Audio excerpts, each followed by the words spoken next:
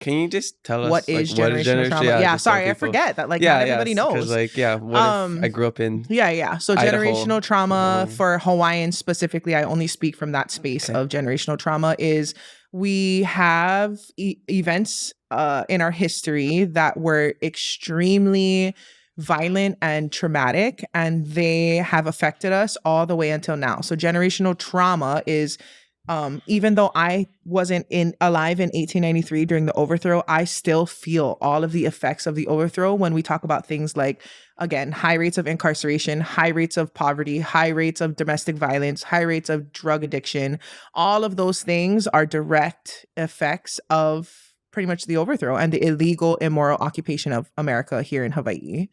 So generational trauma can be anything from some of the mental health problems that we have. Lots of Hawaiians deal with depression and anxiety. Lots of Hawaiians deal with PTSD. Lots of Hawaiians also just in general, like not a lot of financial literacy, like we talked about. All of those things are effects of generational trauma, which is basically like if, for example, your parents, let's say your parents are war veterans.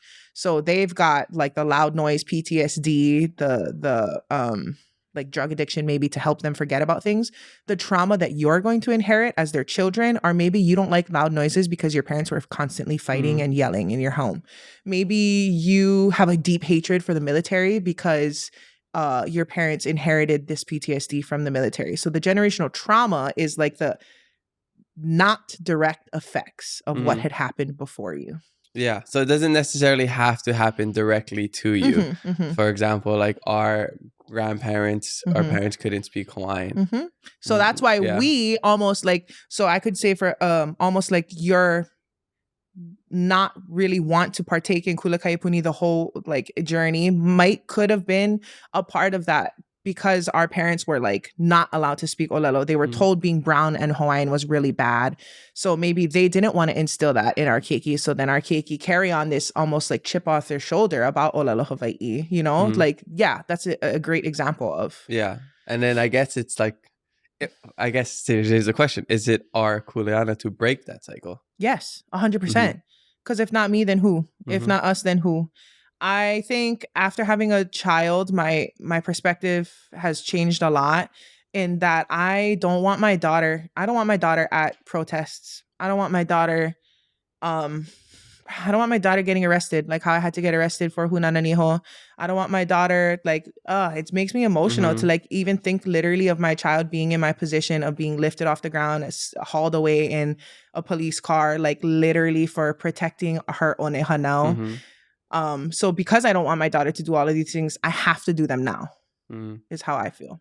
Okay. I love that. Yeah, I agree that we should heal. We like find our way, talk with people. Like, yeah. And I think that just like, don't just sit there and be Ignore like, oh, it it and sucks. be a part of like, it. Yeah, exactly. Let's try to be the active solution. Yes. Yeah. Okay. Next question comes from Hannah 8i8.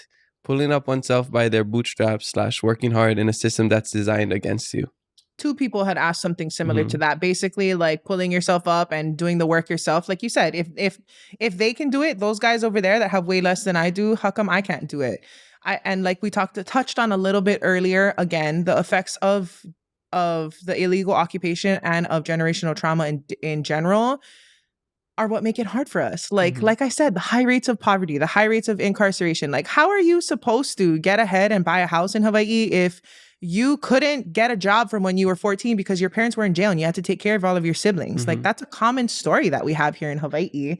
And so people don't recognize these inherent obstacles that Hawaiians are born with to fight against.